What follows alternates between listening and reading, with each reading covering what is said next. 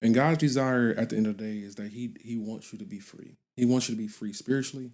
He wants you to be free financially. But there's principles that we have to follow, and also we must do. Whoa, whoa, whoa, whoa, whoa, whoa! What are you doing? Don't go nowhere. Listen, you didn't made it to this point already. Go ahead and just do your boy a favor. Go ahead and like and subscribe to this YouTube channel. If you want to grow within your business, you want to grow within yourself, you want to grow with your family and your relationships, and more importantly, your relationship with God, this is the place you need to be. We become a family now. Go ahead and hit the subscribe button. Let's enjoy the journey. Enjoy this episode. Peace. Hey, what's going on, everybody? I want to welcome you back to another episode of Focusing on the Soul of the Entrepreneur with Ralph Walker. And I know I'm supposed to have an episode out every Friday.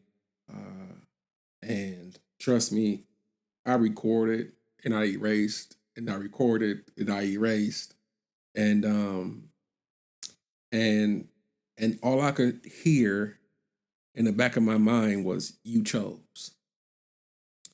But further than that, what I was hearing was "you've been chosen," and it took me to the scripture of Matthew when it said, uh, "A few are called, but many are called, but few are chosen." And it actually kind of, I had to go back and read that, because a lot of times when we and I always have to give a scripture to really bring this home for us. But a lot of times, and if you grew up in church like I did, when we heard that scripture, it sounded like God chose you. But in actuality, he called us all, and then we chose. We chose to follow him. We chose to go in the direction that uh, of what he set out for us. We chose the path that was there. If we want to follow after God, and do it the way that he had it out for us. And then this week I had like this. I would like to say like a imposter syndrome, or I started feeling inadequate about what exactly I was doing now. I didn't got caught up in this place of like, oh my God, like, what am I doing? What am I doing? Is this right? Am I hearing correctly? I started to question everything this week. Which caused a delay in in me putting this video together. And God that came back to me and just reaffirmed me. He said, "Man, you've been chosen." And so many others have been chosen too, but they have decided to allow the imposter syndrome. They have allowed the thoughts in the back of their head tell them they're not good enough. They allowed the thoughts that spoke against them in their past, and all the inadequateness of, well, you haven't gone to school, you haven't studied long enough, and you're not smart enough to do what you uh are going to do. Your division is just too big for me to handle. That you're not cut out for what you are supposed to do. But I just want to come back and encourage you today and just tell you that you have been chosen. But further than that, you've chose. And what I had to learn was that even after you chose, you got to continue to choose. You got to get up every day and continue to choose against what somebody else may think about you. Matter of fact, I think a little further down in that text, it talked about something about the opinions of others, and what other people got to say, and what other people are thinking, and what what circumstances that people place you in with their thoughts and their opinions about you. It don't even matter. You know why? Because you have been chosen.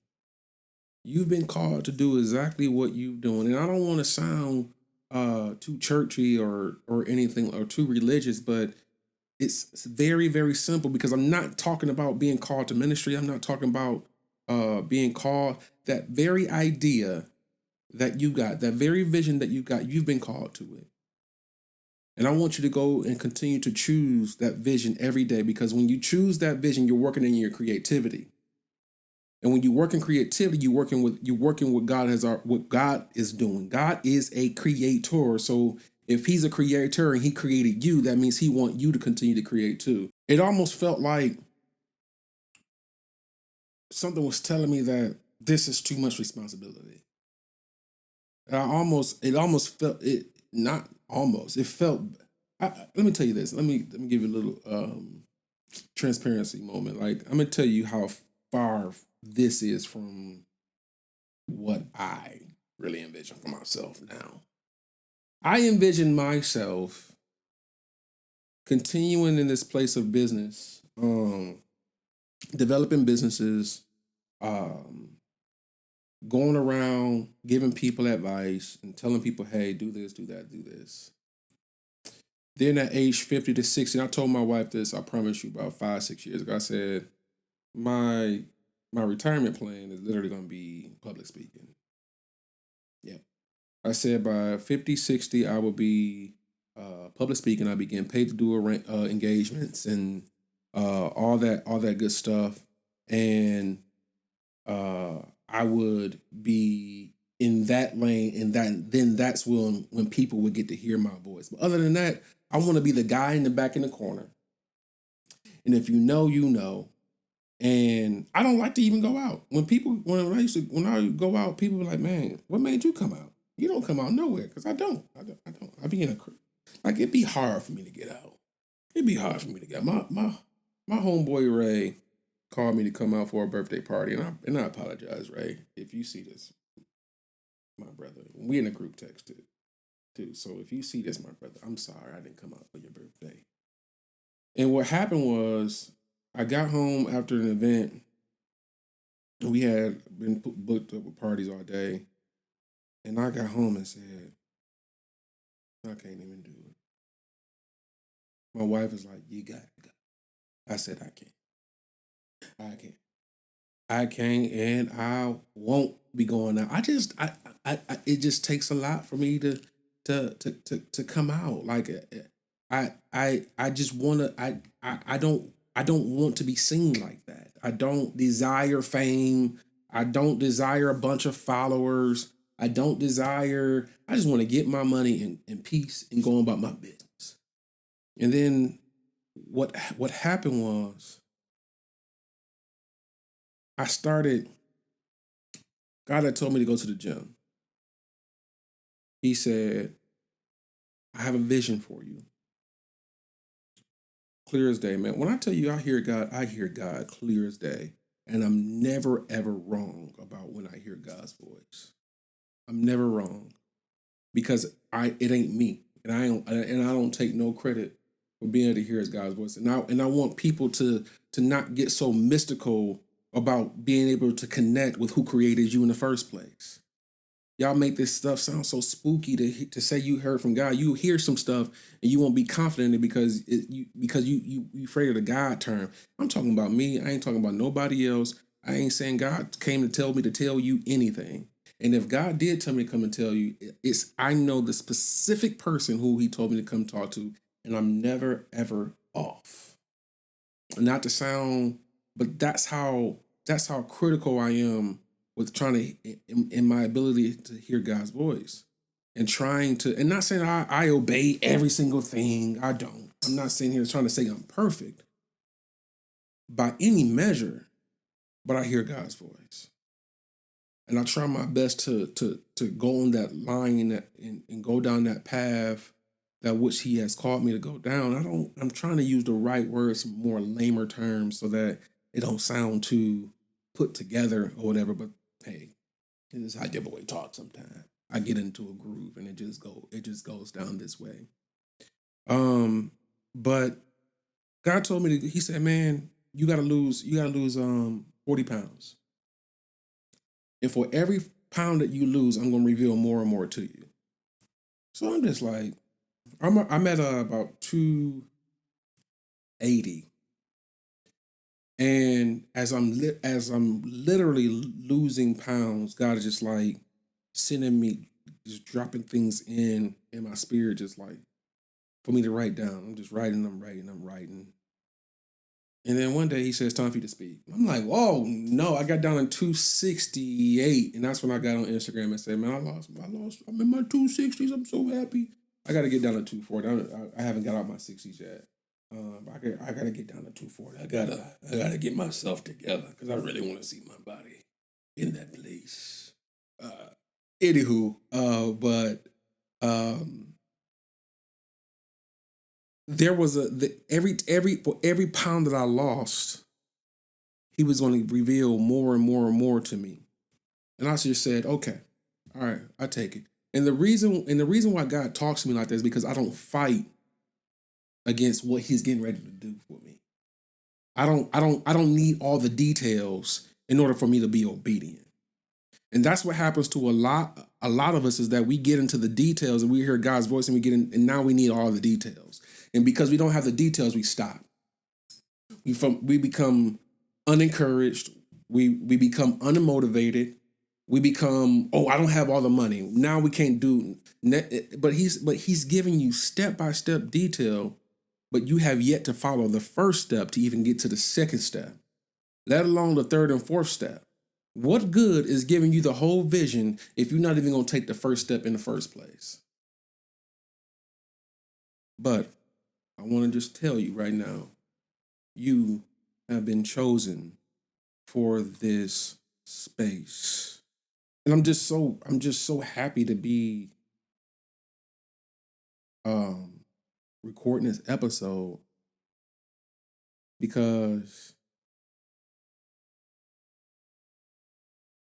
it in again today, this week I haven't been in the gym.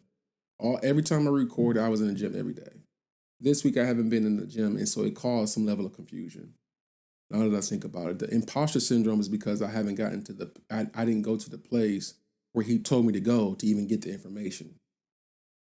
And it's literally just a shedding of yourself, because the thing, in order to lose weight, you got to let something else go, which is food, which is some of your sleep. And matter of fact, you ain't got to lose some of your sleep if you just get into bed a little bit early.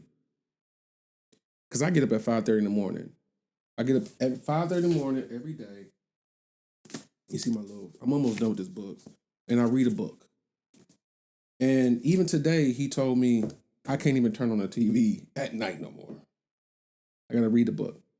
Read the book.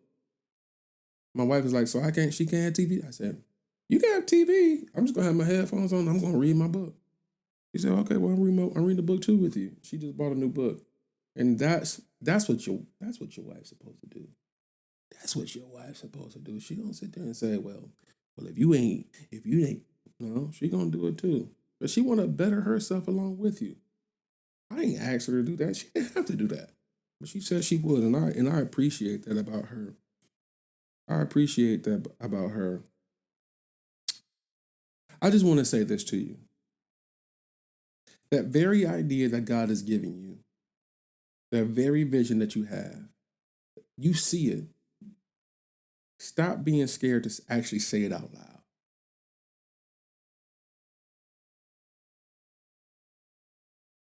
Stop being scared to say it out loud.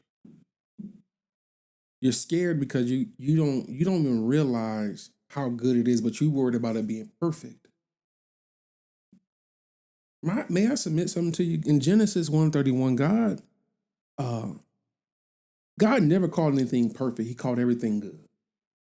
He said, God said, everything he made, I'm drawing a blank, and behold it is very good. Nothing was perfect. He even called the birds, he called the celestial bodies, he called the sea creatures, he called the birds, the land animals. He said, this is good. Nothing was perfect. And all I'm just saying, what you have is good. It doesn't need to be perfect. Why? Because every step that you take, he's going to make it better and better and better. Your perfect is nowhere compared to his good. He called this world good while you're trying to while you're trying to perfect the thing that you have. It won't even compare. Just take that. I just want to just let you know that what you got is good. Who you are is good. What you're doing is good.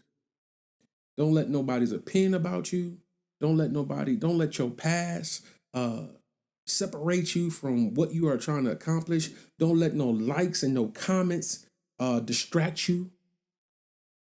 Don't let the fact that you're not getting a lot of likes or a lot of comments distract you.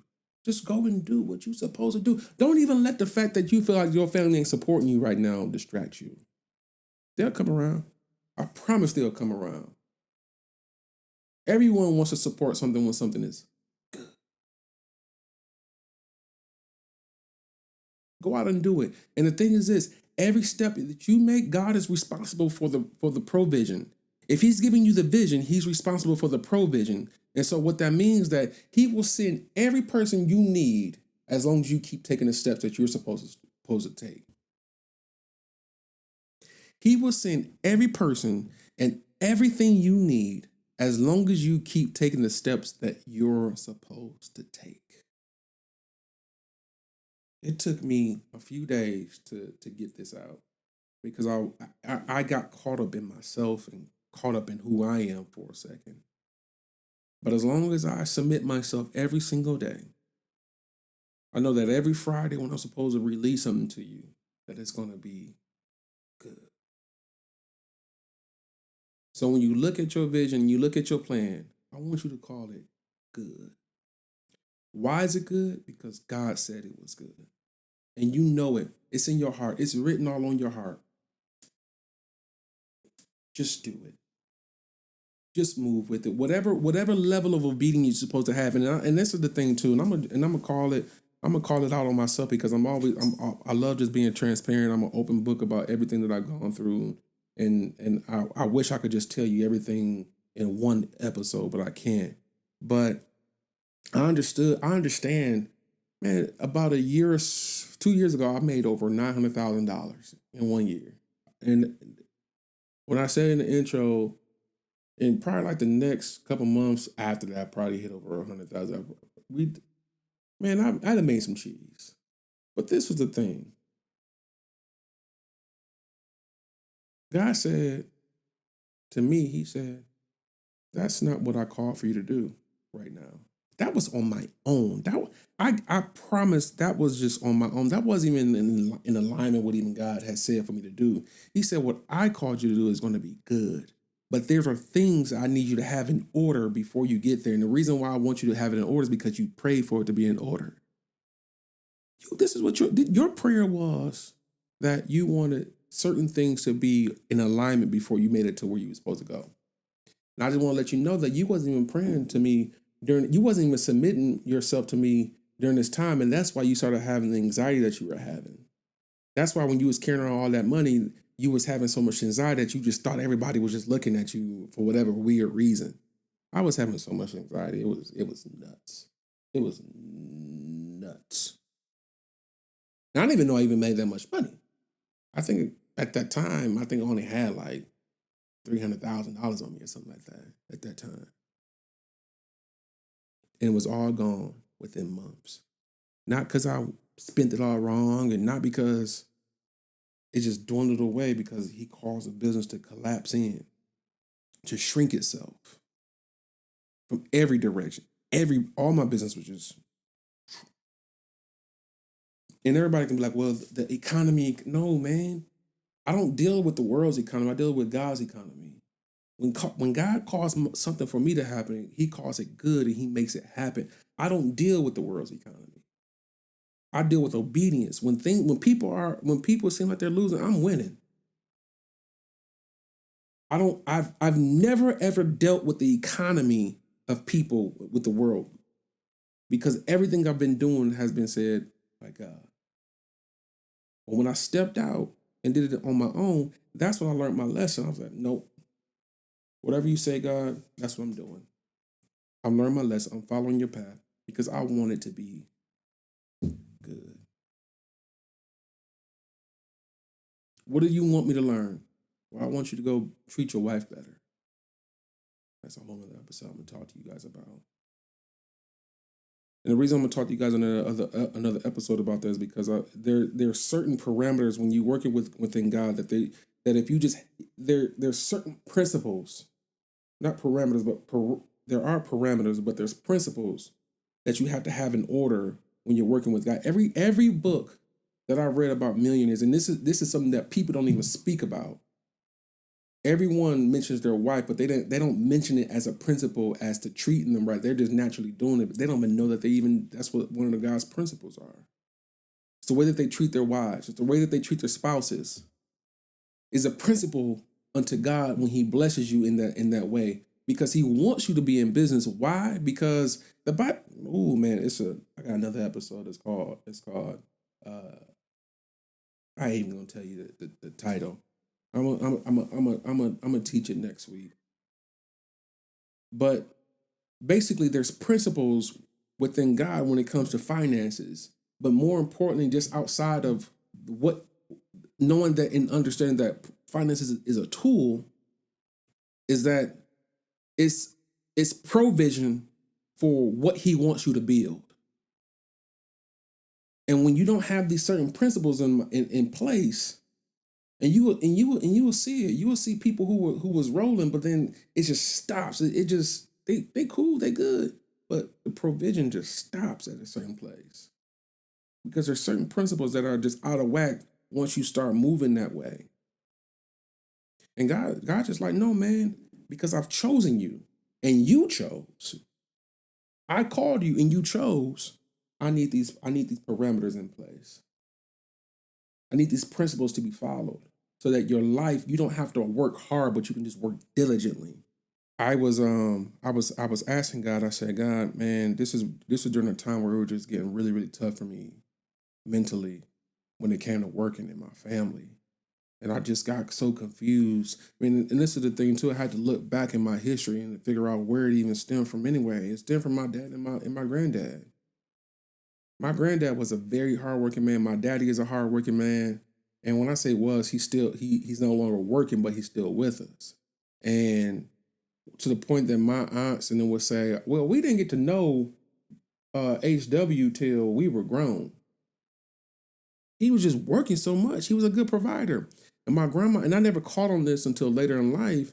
And when my grandma used to say, well, HW was a Posey Walker, that's my man. If you know me, you know my granddad is like my guy. Anywho, but HW was a good provider. And I took that on my chest like, oh man, all you gotta do is just be a good provider. Because that's all we beat our chest on anyway, is what we bring home. But we never beat our chest on how well we treat our wives. She never said that he was a good husband. She said that he was a good provider. And when God had to deal with me with that, because I was in the same vein with my wife. I was just being a good provider. Me and my wife been together, it'll be 18 years this year, married 14 years. And I promise you, 12 of those years, I was just being a good provider. And not saying I was just being mean and all these different things, but I wasn't loving her the way that she desired to be loved. I loved her out of my convenience and what I knew how to love. And I had to go back to God. Why I went back to God instead of her? I went to God because God ordained marriage. He's the one who created, he the one who gave the law. He said, love your wife like Jesus loved the church. And I had to ask, what in the world did that even mean? He said, well, you chose her. And I said, hey, what does that mean? He said, you chose her. So you have to go by the manual of how to love your wife. Everyone is different. Everyone requirements is different. But you have yet to study and really learn what the requirements were to love her. And I put you guys together because the way you love versus the way she loves, if you got it right, you'll be a master team. A power couple, as they say. Man, it broke me down so bad. and I couldn't understand it because at first it started. He dealt with me in steps with this. First, it was just finances. I gave her like this construct when it came to finances of just what to do, what not to do. I have very, very, very, very bad buyer's remorse. I'm gonna just go ahead and tell you right now. I got it bad. Well, I had it bad to the point I'll go buy something. I have thousands of dollars in my account. I'll go buy something for $100 and take it right back because I got buyer's remorse. I don't want to. I don't want to. I don't want. I don't like to see my account drop. I hate it. I hate seeing my account drop.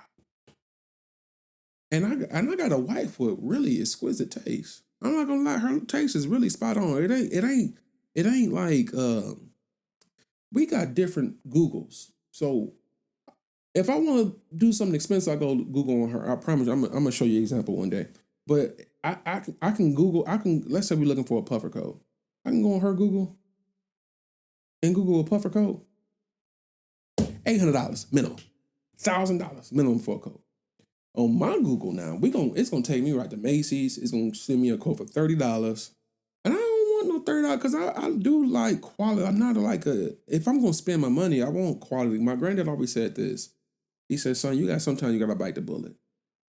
He says, what you don't want to do with your money. And my granddad is very, very good with his finance. So I took a lot of his thought processes when it came to money.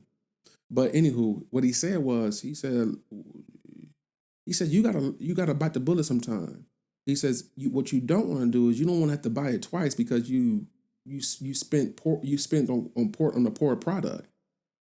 He said you don't want to buy it twice because you spent money on a poor product. Because eventually you're going to have to go back to the store and buy the good one now you didn't bought it twice. You just spent more money on the second run now if you would have just spent it in the first run. So I learned my lesson. So I always go for the quality item, but I don't want to spend no money. And God dealt with me with that. And as a man, our thing is that we only deal within needs. We deal within our needs. We say, get what you need. And my wife don't have any needs. She's been a stay-at-home mom for 10 years. All her needs are met. All she has is wants. And I was outside cutting the grass. I'm glad I ended up getting a landscaper because my dad had us cutting grass 3 times a week for whatever reason. I don't know. His grass so green as blue. But anywho, we cut grass 3 times a week, and so I just had to cut my own grass, and so I was cutting my own grass in my house, and God said to me clear as day. He said, "The moment her wants become your needs, you'll start seeing a difference." Put me in a chokehold. Because the woman ain't got no needs. All she has is wants and desires. All her needs are being met. She has a car, and she drives the car that she chooses to drive. She has a beautiful home over her head. She sleeps on the mattress that she wants to sleep on. She buys all the organic growth. My family is too big to be at Trader Joe's. I'm sorry. My family is too big to be at Trader Joe's. We belong at Sam's Club. We belong at Costco. I got a family of 6, and she wants to go to what the woman wants. What the woman wants, so I give it to her. I don't complain. I make jokes about it, but I don't complain about it. It is weird. Organic groceries is weird. Anywho, at the end of the day, don't let the distractions of others, one, follow the principles of God. Because you are chosen, you have to follow the principles. The workload will be a lot easier. It's a lot less stressful, and it's a lot less guessing when you following God when He tell you to go. I have this last thing I want to say before I'm gonna close this episode out. It's this. Firstly, ask God, what is it that you want me to do? How do you want me to do it? And lastly, when do you want me to do it? And God's desire at the end of the day is that He wants you to be free. He wants you to be free spiritually. He wants you to be free financially. But there's principles that we have to follow, and also we must do. Just know that you have been chosen to go through whatever struggle you're getting ready to go through. It's not even a struggle, it's actually a lesson to be learned. God, what is it that you want me to learn from this scenario? What is it that you want me to see that I'm not seeing? I know it ain't my fault, but what part do I play in this? Give me that. So as I go forward and I come out of this place, I can move with understanding. When I have understanding, I have peace, and when I have peace, I found you.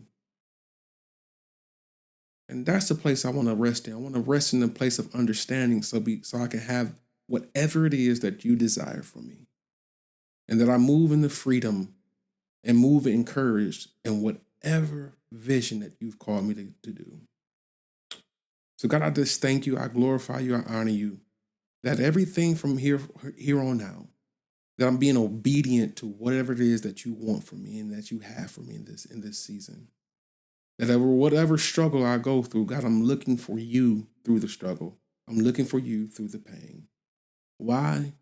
Because if once I have understanding, I have peace. And once I have peace, I have God. Be encouraged. Know that you've chose. Have a great day.